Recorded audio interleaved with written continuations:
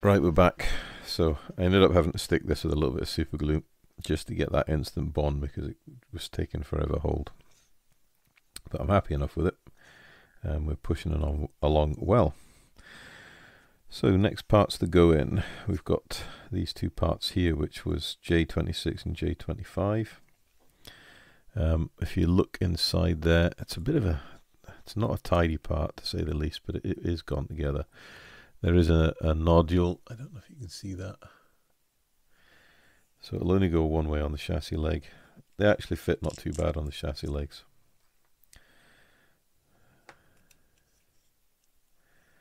The chances of anyone actually seeing the joint is going to be pretty slim, but we can do a bit of filling work when we're satisfied that it's all gone together well. So those two go on there. Again,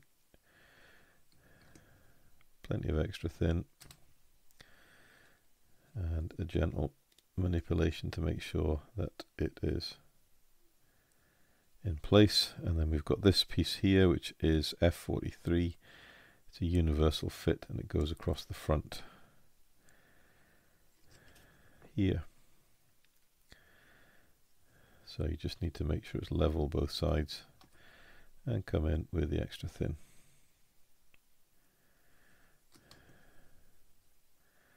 And then just gently push it together to get it to marry together. Now if you're worried about getting your fingers caught in it, get a pair of tweezers. And just give it a nip with them. And that way you keep your fingers away and you avoid getting any nasty fingerprints in the model. But that piece there is nicely tidied up and hidden the joints underneath, so that's good. Next pieces are the K16s. Now they appear just to go on the front here. Okay, so there is, in the strengthening plate here, there's a cutout, and that looks like that's where that butts up to. So in place, extra thin. And yeah, looking at this side, it's a perfect fit there.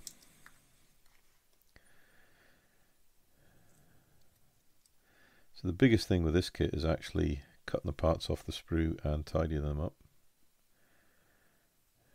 And that's what's going to take your time.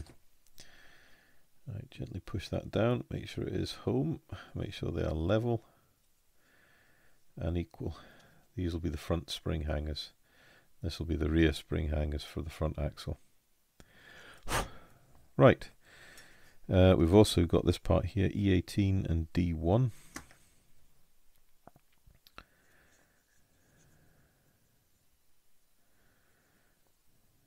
And this is my first mistake of the build. Look at that.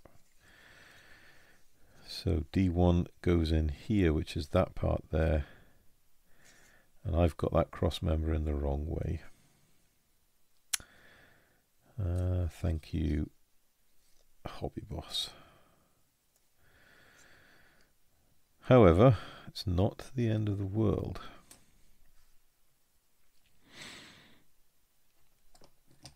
What we need to do is re-soak the joints with some extra thin and give it 5 minutes.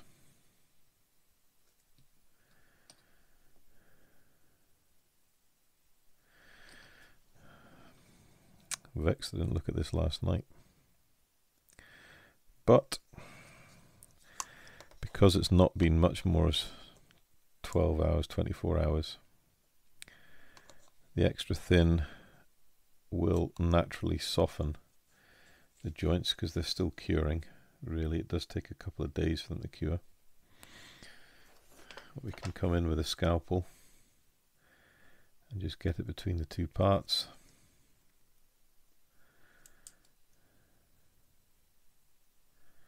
That will help the glue to get into the joint.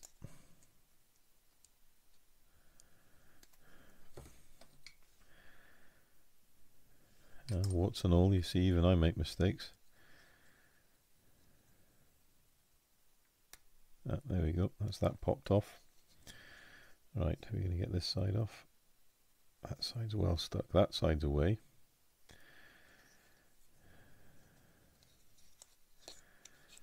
It's just a case of being patient. We've actually broken the part there, but we'll be able to fix it.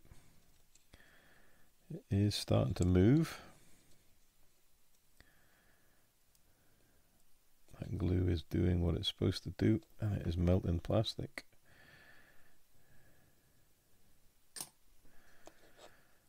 There we go. And that's how you get a part off when you put it in the wrong way. So we're looking at that. We've got one piece here that has decided it's come apart.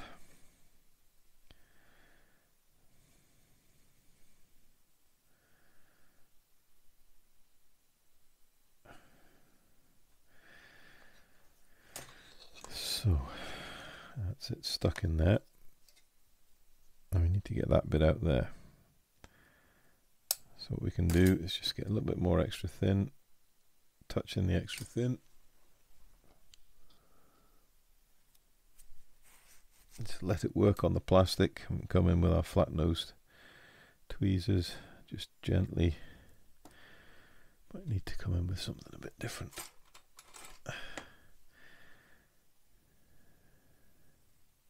Just gently, there we go, work that part out.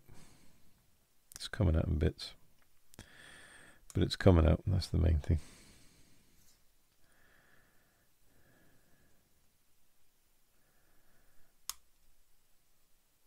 So first of all, it shows you how how good the glue works. Second of all, it shows you that some plastics get a little brittle after they've been worked a little while. However, that part's out. Right. A little bit of a mess. Ain't going to be seen. And we can clean it up if we need to. So, we now know that that part has to go that way around. If only the instructions were a little more clearer. However, they are what they are, and we are where we are. And we've caught it now and not later on. Because it would have been an absolute pain in the hoop if this was fully cured and like a rock. So we'll get one side in first. Also means these parts are upside down as well, doesn't it? Oh no, it doesn't. Oh, alright. So get that back end in, and we're going to have to gently splay the chassis legs apart and get this thing lined up again. Like so. And like so. Are we happy? Yeah, I reckon that's best we're going to be anyway. Reapply glue just to help it adhere itself back in place.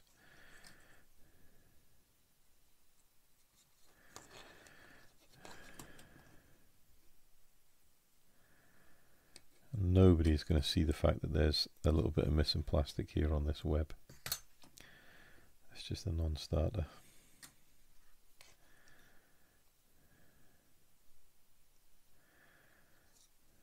Gentle push together.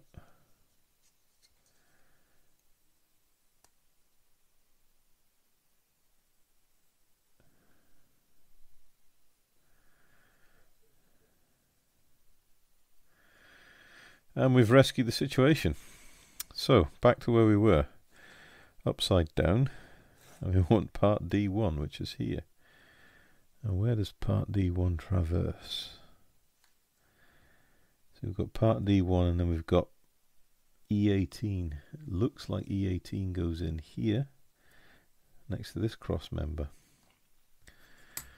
So, let's just zoom in a little bit so you can see.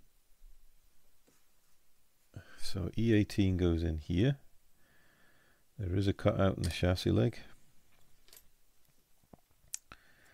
So we need to put this part in first, and of course it's not going to fit because the hole in the part it's going into is too small.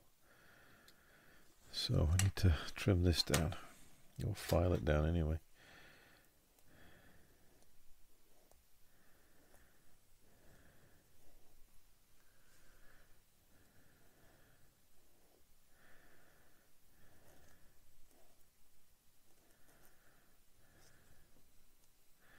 So as I'm filing that, I'm rotating it so we keep the round. Try to avoid making any flat spots. Try again.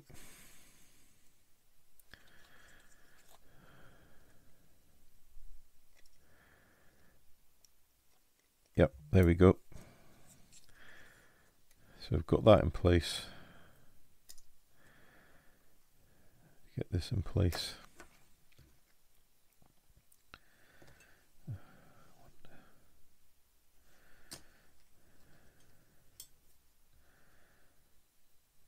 Oh, silly boy. Had it the wrong way around. That bit goes in there. I needed to file it down anyway. I still wouldn't have fitted in there.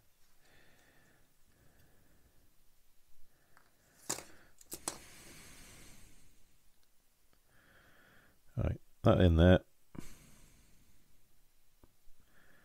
It does go nearly all the way through. Right. And now that piece goes in there.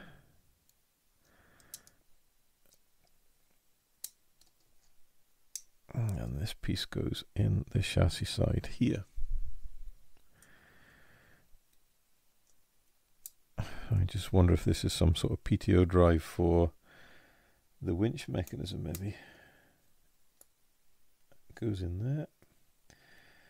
And then we just need to pull it back out there.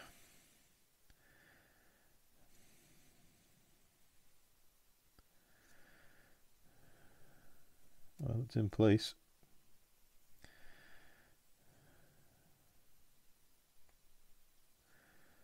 Yep, it's good and secure. Well, there we go. There's a bit of a save. Bit of glue. Touch of glue there. That's that job done. Right, we'll zoom back out a bit and you'll be able to see the rest of the instructions. There we go. So we've got this front bonnet assembly. These have got quite positive locating marks.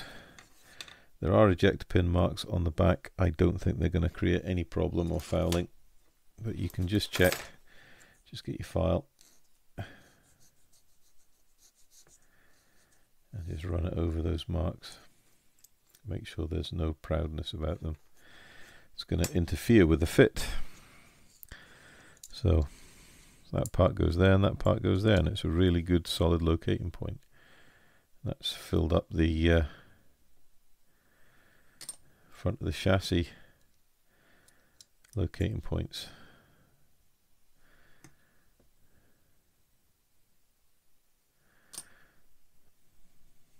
Gentle press. That'll help the glue dissolve the plastic. Alright, make sure we get the right orientation on this. So that part goes in there. I don't know why it's saying do not cement, but never mind. I'll put these sides on then.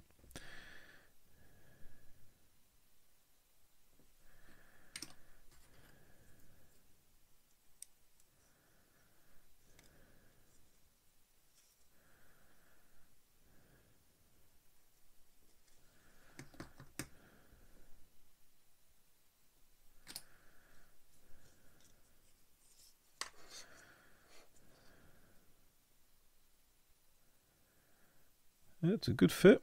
All the parts are going on well. And then that should just sit in there nicely, which it does.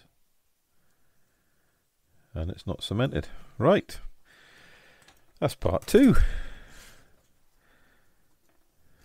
Let's have a look at part 3. Axle time. Right, so this one looks to be the front axle. That would be nice to be told. Could be the front axle, but then this is a pivoting axle as well.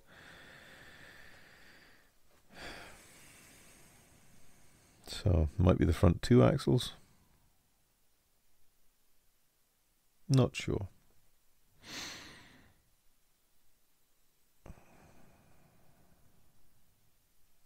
Lots of parts on it though.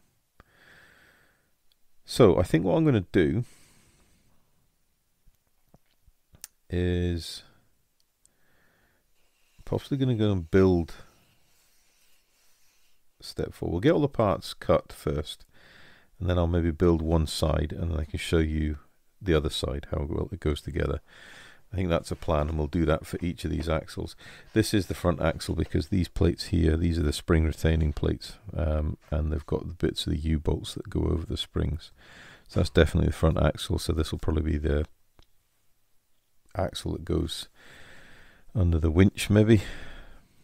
Tag axle, I don't know what you call it. I'm no expert, but I think that's one of the rear drive axles. So yeah, I'll start. I'll get all the parts cut off and cleaned, and then we'll come back and, like I say, I'll do half the axle because some of this stuff going together will be easy enough to see, but putting in these pins and stuff, it might be nice just to watch it going together to see how well it goes together. So I'll get that done, and we'll come back when we're ready just to do the other half once I've assembled the first half. So back in a mo. Right guys, we're back. So slight deviation from what we suggested I was going to do, and this is the front axle, and you can see it is movable at this point. Note here you've got two what they're calling tacks. It's just steel pins, pivot pins, plastic ones here, these parts. These pins just you need to wick a little bit of super glue just underneath the head, so you avoid gluing it to the axle, but you retain it in the wheel hub assembly. There is a track rod arm here, or a drag link if you want to call it, and that is supposed to go there to then set the distance between each wheel hub assembly. Now this doesn't stay in, so it's going to have to be glued, and at that point then this no longer is movable steering. Now for me that's not really a problem because I'm not interested in having the steering moved, but you know, other folks may be interested. You could probably drill right through and insert a bit of wire and put an end cap on it if you took away that nut detail there, and then melted a nut detail onto the wire going through. There's a number of different ways you could do it. I'm not really fussed about that, but what I am doing is I'm not putting this on until we're ready to put the axle on the chassis. And that's my next point, is rather as going on this axle here, what I think I will do, and I've taken the parts off already, is we flip over, so we go from step 3 here to step 5, and we'll just actually put the axle on right away, and then it's out of the way, it's in place, and we're all happy that it's fixed to the chassis. The chassis had a real good time to dry, so it's all nicely cured up and dried, ready for us to work. So front springs, leaf springs, you've got in them, there'll be bushes in their real life, and you have a spring bolt going through the front, and then you've got a shackle here that allows, when the spring depresses, then you can get that extension and contraction action that happens with a spring. Now these look to be push fit onto these front brackets. There is a depression either side of the end of the spring, and there is a nub on the inside of that bracket that will hold that, and it's the same for the rear. But I think see, this is where Hobby Boss have made an absolute backside of it. The two pins that are in here, there's a pin either side. Yeah, there's no way of actually getting that onto there. So what should have happened is this should have been closed into here first before it was added to the chassis. Absolute pain in the hoop. So what's the next step? Well, the easiest way around this is just to take one of these pins off, I think. And then we've only got to manhandle this onto one. And it will go that way. That's good. So let's get the second spring. Fit that in there. Just make sure in frame. So you just have to, that's it, lock it in. There's the little detent nub is on the inside, so you just got to lock into that. And then we're going to take the detent pin here off the inside with a scalpel blade. I'm not worried about the fact that we're potentially making it a little weaker, because we're going to glue this all together anyway, because it's not going to be movable. Right, the axle then goes in this way, so you've got the brake chambers here to the front, and we'll just check the picture. Yep, brake chambers to the front, and then we've got a drive shaft here. Pay attention on the drive shaft where the sliding joint is. There's a sliding joint here, so as the axle goes up and down, this drive shaft gets longer and shorter, and there, that piece there is the spline sliding joint that's on the shaft.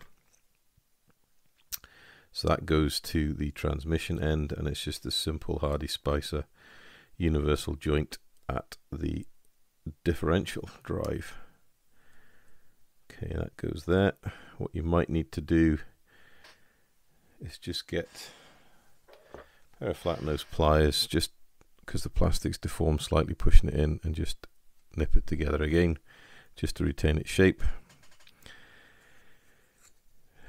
So this then goes in here, and again we've got to lock in the universal joint to the other end of the joint in the transmission, so that's just another push fit. A nice little clip, positive retaining clip, and then the springs go over.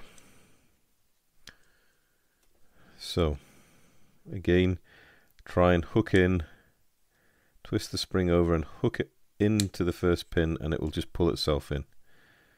So you just see if I can get that on, if I can zoom in a bit more maybe. Okay, there we go. So get an angle there, so you want to hook in, so you twist the spring, hook it into the first detent, and it just pulls itself in. That's actually really quite nice. Now we know the spring's in place. What we need to do is orientate it to the locating pins on the front axle, and then just offer it up. Let's see if it's going to fit.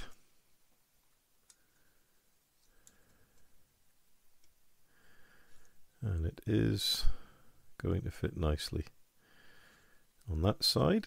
Have a look at this side.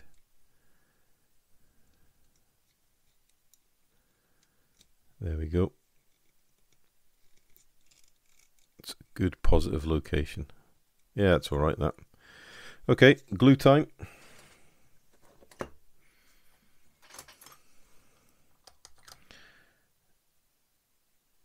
So just let the capillary action do its thing. Give it a moment, and then we'll just give that an even press down on both ends, so it locks in nicely to the axle. If you need to, get yourself your tweezers, grip either side, bring it together.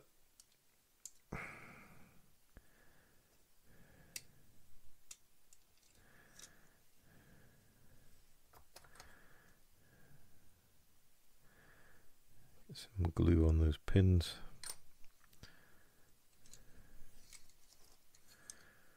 It is a little bit tricky, I think we said that at the inbox review. This is not a kit for a beginner. This is definitely an intermediate and above level model, just for the amount of detail that's on it. Alright, so I need to squeeze on that side, and squeeze on the other side.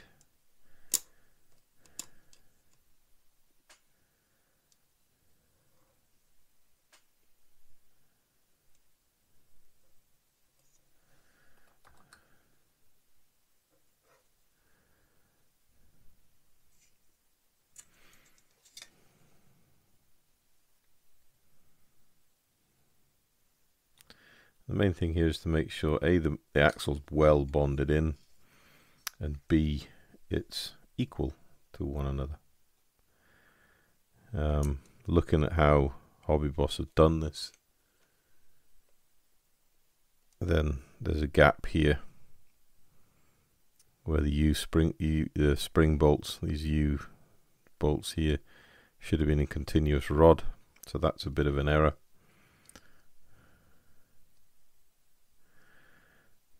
However, nobody's going to see it.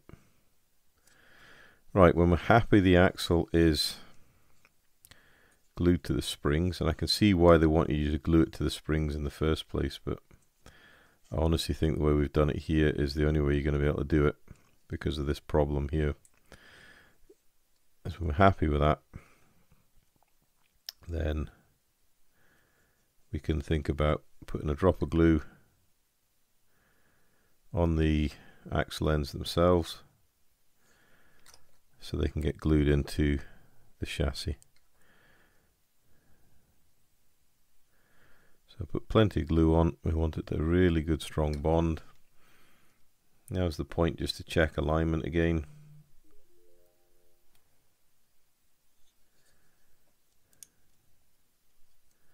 Happy it's all together, and then the last thing we need to do is get our drag link and fit that to the model, and we can think about how we're going to get the wheels positioned. Now we know where the axle is in relation to the rest of the chassis. So you either turn to the left or you turn to the right, or the wheels are dead center. The choice, as they say, is yours.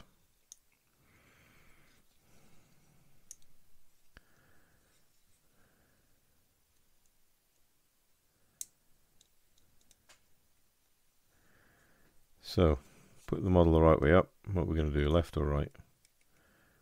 We'll cant it off to the right, why not? So, cant the wheels over, and then we're going to put a drop of glue on the drag link.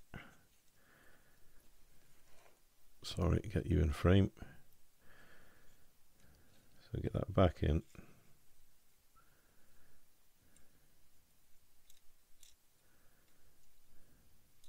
That in there. That.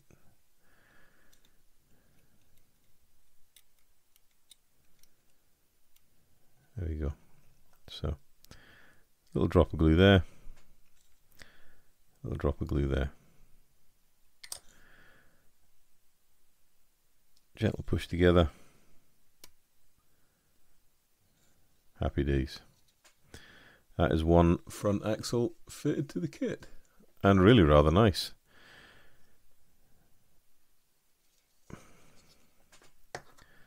Maybe we should have dry fit this first. That's alright. Sometimes you just got to wait until the glue is... Yeah, that's fine. Right, we're going to leave this upside down. I don't want any pressure whatsoever on this axle. Or will it touch? Let's check and see. Actually, no, it won't. So we'll leave it the right way up, and then gravity is going to help us. We'll put this piece back in.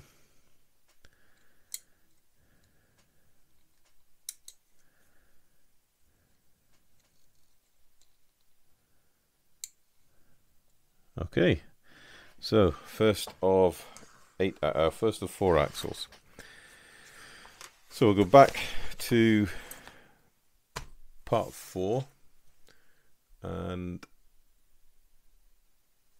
we'll get this axle together There's really no pitfalls with the axles. The axle tubes and the axle casing go together well. The diff cover and the diff differential fit very well. The sliding, the pivot pins fit very well, and all the parts I've had to fit to the axle fit very well. The only thing I had to do is with the brake actuators. They go through this part here, K20 and K19, and I just needed to run a drill through the locating holes for E13 and E14, or on this axle is E12 and E11. But the brake actuators, I just had to run a drill through where this part of the rod goes into the axle casing itself, just to ream it out, so it was a good fit without any stress being on the plastic. So that's just use one of these PCB drill bits, and for the life of me the writing on it is probably far too small for me to even think about what it is, but it's probably something like a 1.1 or a 1.2 mil drill bit.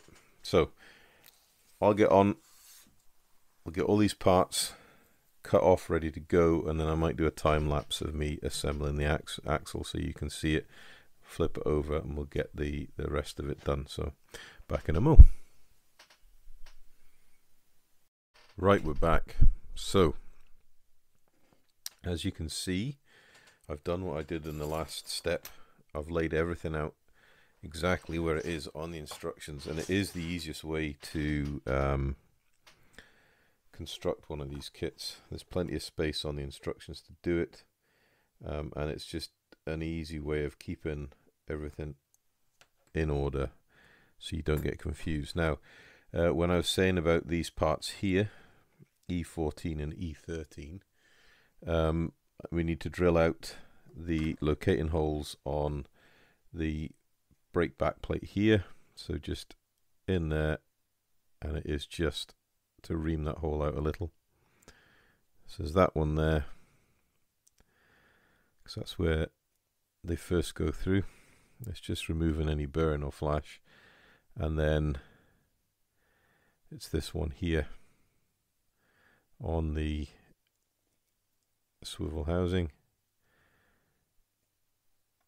and that one there.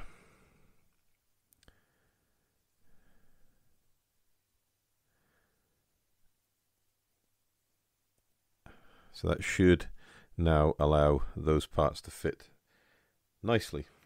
So what I'm going to do, as you probably don't want to hear me drilling on, is I'm going to set time lapse on the go, and I'll just film myself building up the axle, and we'll see once we've finished this section.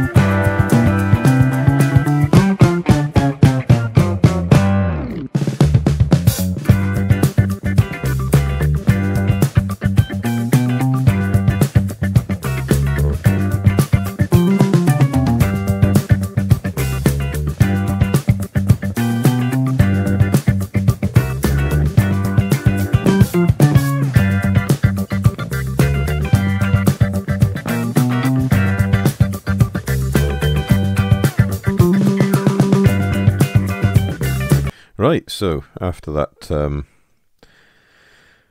time lapse, we have an axle nicely finished. Again, it's movable. although I did go a little bit overboard with the liquid cement, so I need to be careful that this doesn't seize up because it's gotten a little bit into the joint. But anyway, that's the axle done. Then we need to move on to part 5 here. So and that's basically the trailing arm assembly that hold on to the axle.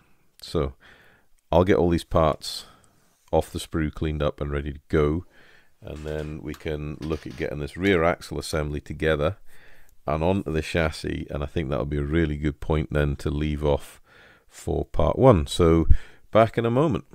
Right, we're back. I'll just zoom in a bit. So got the parts cut off, got them cleaned up. Not too bad, a little bit of burring, all in all reasonably okay. Do a bit of test fitting. Right, they fit together. Actually not that great. Just give that a clean up, I think. Make sure those mating surfaces are okay.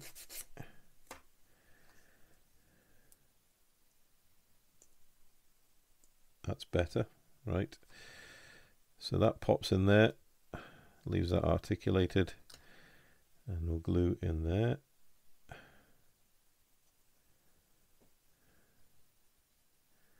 Press and hold.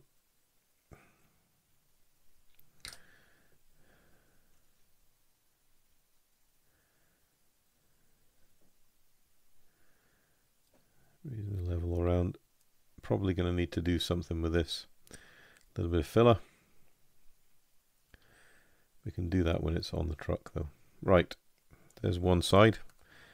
Next side, so we'll just, before we even go anywhere, we'll just run that over there. Test fit now.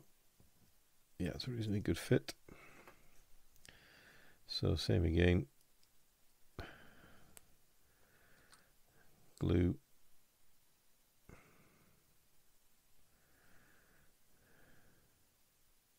Glue.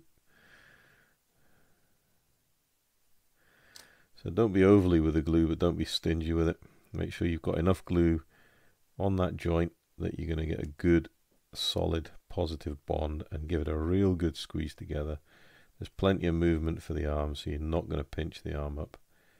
You want to make sure that those mating surfaces have got a real good bite to one another. Alright, there's the two arms made. Now we've got these cones to put on.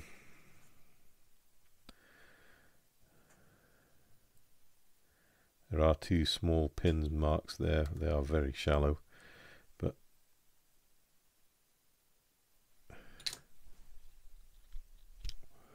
get the cone in there. I've got a terrible problem with dry hands at the moment, so picking up plastic's a challenge because it just wants to ping off everywhere. Okay, nice and square. Same again with this side.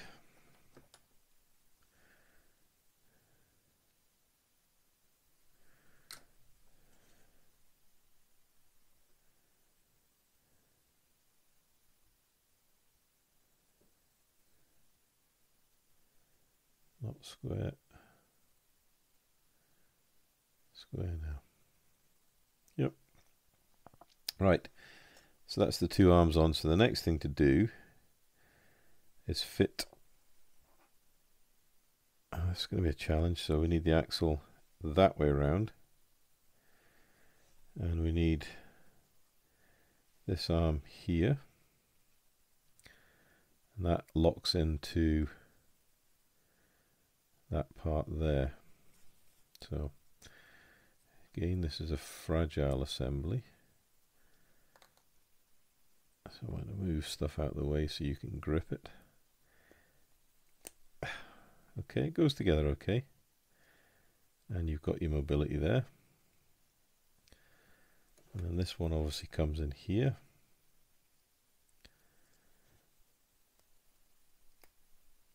Oh yeah, you have to be firm to get those in, but they go in. We've not damaged anything on the axle, which is a bonus.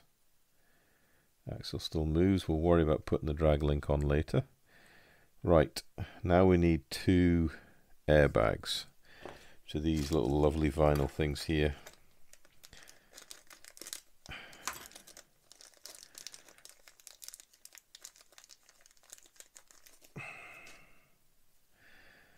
Now if you look at them, they do have an angle on them, and I should imagine the angle will match the angle of the axle. So this piece, the flat end, goes to the chassis, angle end goes up to the axle. So let's get the chassis. They just push on, really nice fit, not too tight, not too loose. So get those 2 on there.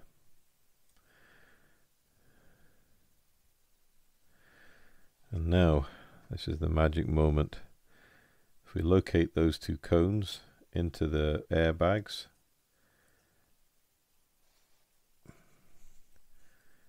then that should give us the position on the chassis for the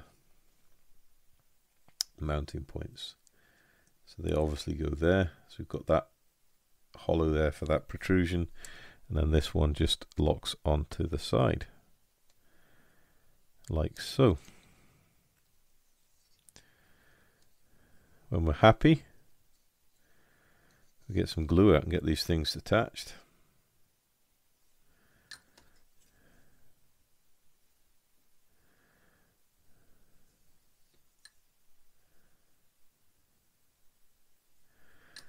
Right, give it a moment and then just come back in, gentle press,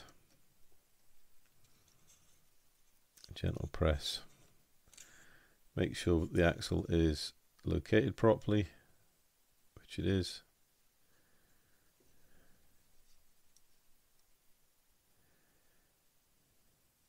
Good.